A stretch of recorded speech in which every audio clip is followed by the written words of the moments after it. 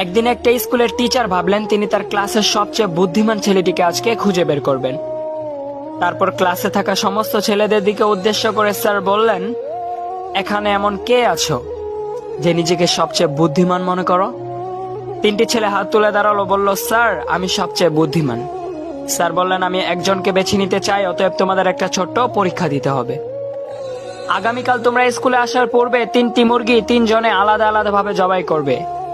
মুরগি 3টিকে এমন জায়গায় জবাই করবে যেখানে তুমি ব্যতীত অন্য কেউই দেখতে পাবে না, অতএব তোমার কারোর কাছে জবাবদিহি করতে হবে না। 3টি ছেলে হেসে উঠলো এবং বলল, স্যার এটা তো খুব সহজ, আমরা আগামীকাল অবশ্যই এটা করব। পরের দিন ক্লাসে 3টি ছেলেই উপস্থিত হলো। নাম্বার 1 উঠে দাঁড়ালো, বলল, স্যার আমি মুরগিটিকে আমার বন্ধু রুমে জবাই করেছি, যেখান থেকে আমাকে কেউই দেখতে পায়নি, অতএব আমার কারোর কাছে জবাবদিহি করতে হবে না।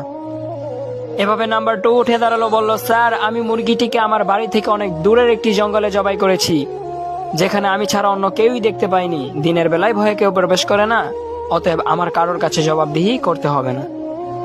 তারপর নাম্বার 3 উঠে দাঁড়ালো এবং কান্না করতে করতে বলল, স্যার আমি মুরগিটিকে জবাই করতে পারিনি, আমি যেখানেই যাচ্ছিলাম, জঙ্গলে যাচ্ছিলাম, পানির নিচে যাচ্ছিলাম, কিন্তু মুরগিটিকে জবাই করতে পারিনি, কারণ আমাকে একজন দেখছিল, তার কাছে আমার জবাবদিহি করতে হবে, বেঁচে যাওয়ার কোনো উপায় নাই।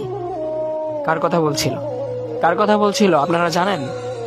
আল্লাহ, আমাদের সৃষ্টিকর্তা, আমাদের রব, আমাদের মালিক আল্লাহ। ঠিক তেমন অবস্থা আমাদের। আমরা অনেক চালাক। আমরা যখন কোনো পাপ কাজে লিপ্ত হই, ডানে তাকাই, বামে তাকাই, সামনে তাকাই, পেছনে তাকাই, কিন্তু উপরে তাকাতে ভুলে যাই। যদিও উপরে তাকালে আমরা কাউকেই দেখতে পাই না, কিন্তু আমরা তো বিশ্বাস করি আমাদেরকে দেখছেন কে? আল্লাহ। আমাদের মনের কথা জানেন কে? আল্লাহ। আল্লাহ বুবা ব্যক্তির কথাও কিন্তু জানে। কি জানেন না? জানে? জানে। অতএব সকাল থেকে দুপুর, দুপুর থেকে সন্ধ্যা, সন্ধ্যা থেকে গভীর রাত, যেখানেই যা কিছু করছেন, যদি একবার ভেবে দেখেন যে উপরওয়ালা আমাদের ঠিক এইভাবেই দেখছে, তাহলে খোদার কসম আপনি আপনার অবস্থান পরিবর্তন করে ফেলবেন, শুধুমাত্র আল্লাহর ভয়ে। আসসালামু আলাইকুম ওয়া রাহমাতুল্লাহি ওয়া বারাকাতুহু।